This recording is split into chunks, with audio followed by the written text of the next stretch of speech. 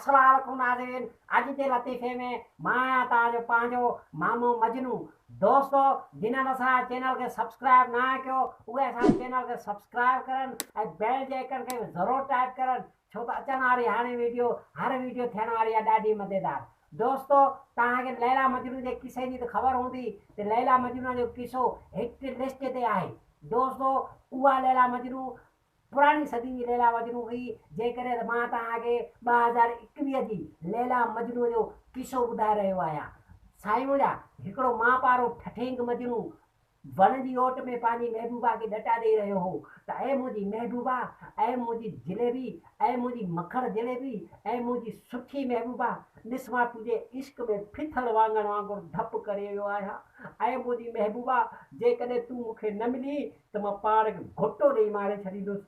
ऐं मुंहिंजी महबूबा मुंहिंजे इश्क जो इम्तिहान न वठि। जेकॾहिं मौत तोखे मारण आई त मौत जे अॻियां मां दीवार थी बीहंदुसि ऐं मौत खे चवंदुसि, ऐं मौत मूंखे भली मार पर मुंहिंजी महबूबा जो साह न कढ, मां तुंहिंजे बदिरां मरण जे लाइ तयारु आहियां मुंहिंजी महबूबा। साईं मुंहिंजा इहो चई मजनू रोइण लॻो ऐं पंहिंजी महबूबा खे पंहिंजी मोहबत जो यानी त पंहिंजी लैला खे पंहिंजी मोहबत जो जेको आहे यकीन ॾियारे रहियो।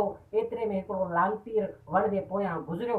हुन ॾिठो त इहो ई मौक़ो आहे, अॼु छो न हिन मजनूअ जे ईमान खे आज़माइजे ऐं हिनजी मोहबत खे आज़माइजे। त पोयां लिकी उहो हमरा खिलण लॻो ऐं टहकार ॾियणु लॻो।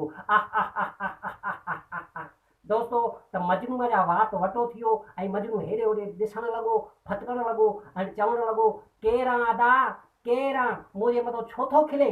त पोयां लिकियल माण्हू खिली चवणु लॻो, मां आहियां इज़राइल, मूंखे हुकुम मिलियो आहे त लैला जे मजनूअ जो वञी साह कढी आ।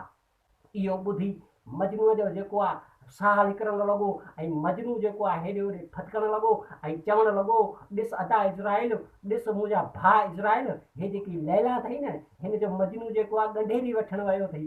हीअ लैला मुंहिंजी लैला नाहे, इहा लैला मुंहिंजी सकी भेण अथई।